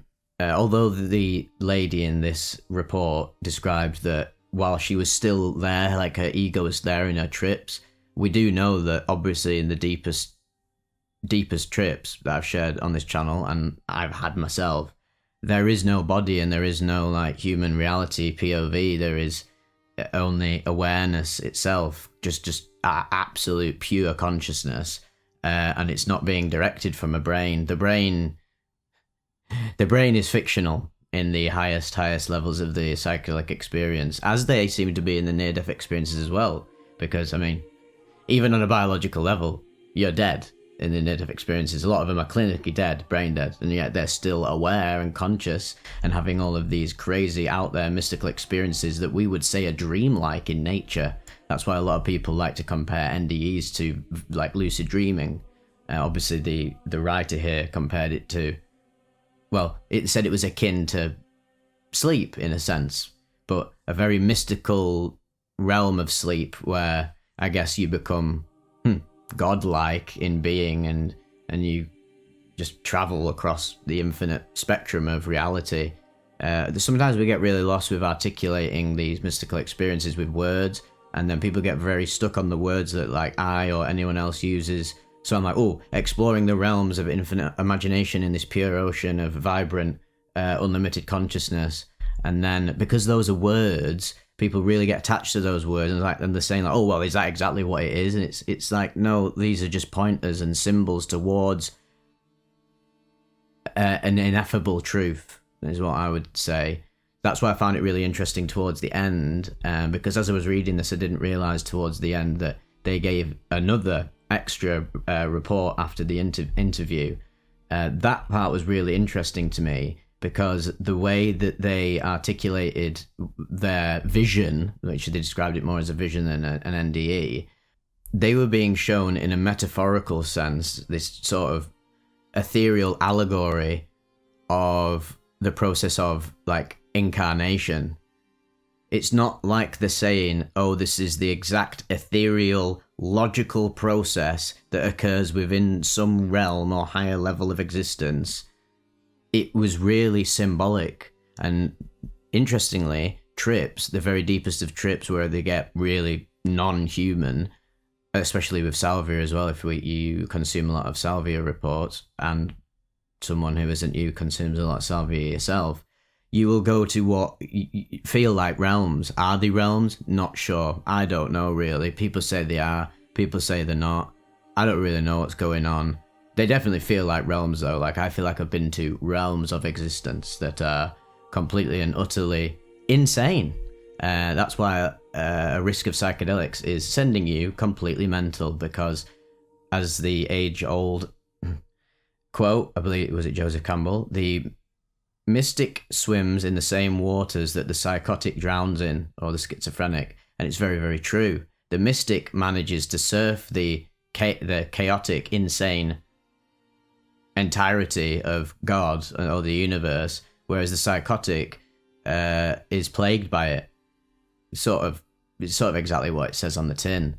And this can be very much experienced as real as me looking at my computer screen and microphone right now on substances like salvia and in near-death experiences, where you are seeing it. It's like literally, dreaming. Yeah, you dream and then you forget about it.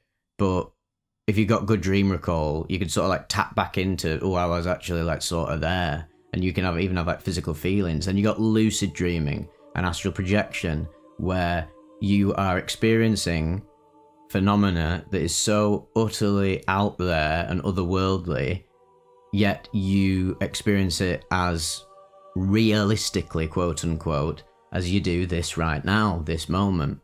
So it cannot be denied that this is a possibility. This is why I don't want to make any claims to absolutism, but what cannot be denied by anyone, regardless of what their perspective is on all of the stuff that I talk about on Vivec, is that it can be experienced. I've experienced it, and I'm not lying. Obviously, I say I'm not lying. People could just say I am. But if you're open-minded enough, you can think outside the box a little bit, and even though you've not had these out-of-body experiences, if you do the research and you don't scoff at it and you're healthily skeptical, because there's a difference. There's being unhealthily skeptical where you're just like, you're basically a skeptic addict, and you use your debunking type of attitude almost as like skeptical mental masturbatory porn, whereas healthy skepticism is like, I'm not really sure if this is true, but I'm going to read into it and see all the anecdotes. Oh, maybe this will lead me down the line to actually maybe practice certain things, meditation, deep contemplation, other yoga, any other processes. It doesn't have to be psychedelics, and you also don't need to be in a near-death experience. But if you are, if that ends up happening to you, you can very much get to these places that people talk about. So really the only way to actually prove it is to directly experience it yourself. And funny enough, so many people have directly experienced these out-of-body experiences, transcendent states, enlightenment, yada yada, that you've got to just sort of admit there's so much anecdotal evidence of this that clearly it's a phenomenon within reality. But the problem with the scientific brain is it wants to reduce. Not all scientific people want to, because sort of like mystical scientists. In fact, many of the greatest scientists were very mystically minded. Tesla, Einstein, etc. In the modern day, though, we are so obsessed with reducing it down to chemical processes, which obviously are a part of it, because yes, I know that substance is a chemical, and this is where the scientist thinks too much inside the box. Where it's like, well, it's just the chemical, because clearly you're taking a chemical, it's changing your brain, and that's what produces the experience. And then when you get deeper into spirituality and you start to, well, realize that the finite experience is constructed, it's a dream. It's the dream of finitude. It's this is what Maya is. It's the illusion that we're entrenched in. But a part of Maya, it is taking a psychedelic and experiencing chemicals in your brain within the constraints of the illusion, because that's what makes the illusion real. But then gets deeper and deeper, the illusion starts to dissipate, you dissolve more of your ideas of being a finite human, you have an ego death and beyond, and then that's when the brain and your idea of being a human becomes fictional, and you realize your innate, well, being, and that is God, or what we would refer to as God, or what the religions are trying to say is God. And the problem with the religions is that they externalize God too much. Funnily enough, JC himself even said that the kingdom of heaven was within. So funnily enough, Christianity, for all of its positives and negatives, if you actually sort of read between the lines and consume it in a nuanced fashion, big old JC was trying to tell you exactly what I'm saying here, and what all the trips and the NDEs are saying. You are it. We are it. I am you, you are me, and we are all together. And there's a beauty in that. But then the ego loves to sneakily jump in and twist this into some form of hellish reality. Oh, the solipsism, the solitude, the loneliness, oh, woe is me. This is a classic example of the ego co-opting spiritual truths, because the ego, its greatest fear is annihilation. Yet, funnily enough, the annihilation and the liberation of the separate state of being and becoming one is the ultimate liberation that a human can aim for. So no wonder everybody's depressed, because we're all so separated, and we live in that sort of time. But this is why I'd say experiences like these are important to hear about. Please go and support Near-Death Experience Research Foundation.org. There's so many other great near-death experiences on this site to pull from. It's really the era for near-death experiences. I must say that I deserve absolutely no credit for any of the stuff I do, other than the fact that I make a concerted effort to collate all of the most exceptionally profound experiences I find online into one place on Vivec, amongst the other stuff I do. But the real genius, the real godliness that should be revered with the most utmost gratitude is the writers of these experiences, who share these out there crazy ass experiences with the rest of the world, in a world that, well, is entrenched in materialistic dogmatic thought and will be rejected. So they're the brave ones, and the way they articulate the experiences are beautiful. I loved this NDE. The way it was articulated was so eloquent, and even just on an engrossing level in the way it was written, the actual event that the person experienced was so out there that these are really the experiences that I love reading the most on psychedelics, the truly out-of-body, otherworldly stuff. And if you're one of them people who completely dismisses all of these as fake and that they're not legitimate, they're not valid, another thing we can probably all agree on is these are super fascinating to listen to. Who isn't interested in this sort of stuff? I don't know how you couldn't be. But I guess the people who aren't, I think that comes from cultural programming of dismissing anything that isn't this human experience, the only thing you've ever known. Well, that's the beauty of the stuff we talk about on here, because it takes you beyond the pale and into the unknown. The question is whether you can handle it. And if you can't handle it, don't do it. I'm talking about psychedelics here. I'm very, very adamant that if you are not psychologically mature enough and you haven't done a lot of the spiritual theory and even practice meditation and stuff, and you have trauma to work through big time that psychedelics can't just fix by themselves, can actually exacerbate, I think there's a lot of stuff you need to iron out in your life before you get really deep. Psychedelics, whilst at low doses and in an experimentational sense, like in your teens and your 20s and that, is great, and I actually think it's quite essential to go really hardcore down the spiritual path. You really need to take a long hard look in the mirror and think, am I ready to go beyond the human? Especially at this age. Am I, at the age of 22 or younger, ready to deconstruct the idea of being a human?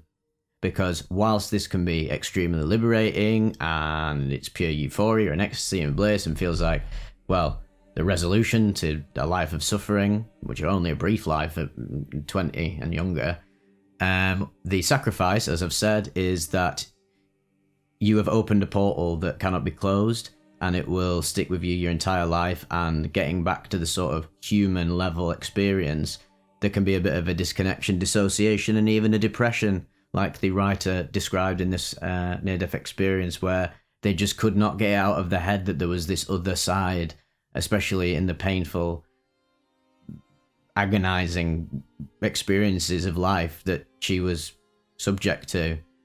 And she was always aware of that other side. And then this can get very, very dark because it can induce, let's just say it, thoughts of unaliving yourself. Very, very serious stuff. Be very, very, very honest with yourself if you want to go really far with the mystical pursuits, because like they said, it's not all sunshine and rainbows. But the only reason it's not fully sunshine and rainbows is because you are a human right now, and there is some bullshit, some crap you gotta work through within this experience. Shadow work, working on your personality, just becoming the best type of human you can possibly be without the use of psychedelics and other stuff. This is why meditation's awesome, because this will snowball and coalesce and have a pervasive, positive, transformative effect throughout your whole life.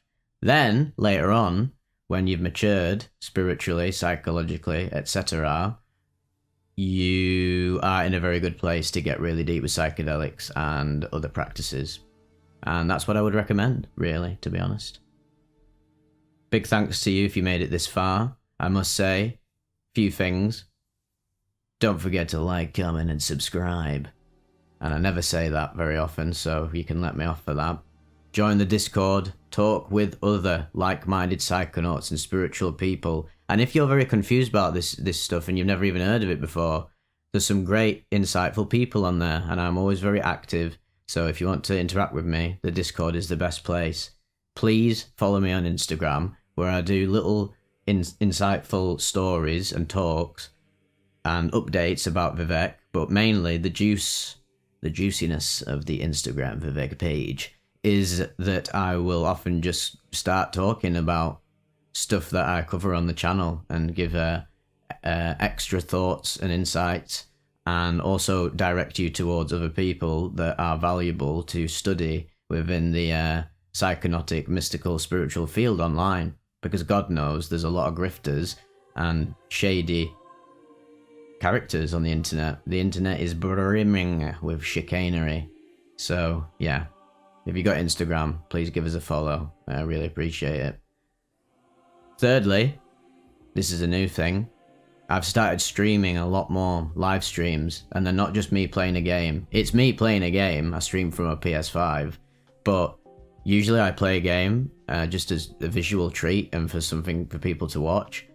But the main meat of it is that it's a great place to ask me questions. Again, not that I'm a professional, but I'm just trying to help people out from my very simple vantage point of being a rather simple, not idiotic, but not wholly smart person, and just try to be a grounded, relatable person for people who are interested in these topics, because I think they're becoming more widespread, and I think humans in general, it's our nature to seek the divine, to seek love, connection, and understanding of reality in ourselves. So what happens is that I'll talk about that in the game, while I'm playing the game, and then in the chat, people have these great back and forth discussions. It's a really great place to just communicate with other like-minded people, and also communicate with people who aren't like-minded. Some people come in there and they have very different ideas, and I also love that as well, because at the end of the day, not everybody is going to be mystically minded, and we all have different genetic makeup. Again, the writer described that they had autism. Oftentimes, autistic people being, I have ADHD. I've not been diagnosed with autism, but it's pretty goddamn fucking obvious, man. If you like anime, you're probably autistic, and Sonic. So, funnily enough, I'm now medicated on ADHD, and I've noticed more of my autistic tendencies, and it's made me reflect upon my life as an autistic child. And the reason I rejected religion so hard is because I was so autistically minded.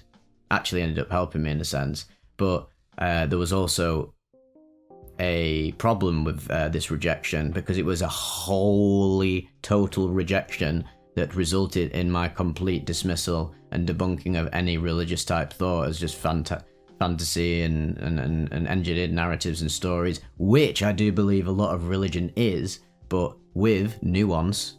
Probably my favourite word ever, nuance. With nuanced thought, you can read between the lines of all the religious texts, and you don't have to get attached to them. You don't have to think they're gospel, but you can start to put the pieces together, and this is great theory that eventually will culminate in very, very deep trips down the line, because at least you had that foundation. And this is why so many people take psychedelics, as I did when I was younger, and was completely atheistic, and then before you know it, you've got an ego death, you're getting a kundalini awakening sort of shit going up your spine, you're spunking into the universe, having a cosmic orgasm with all there is.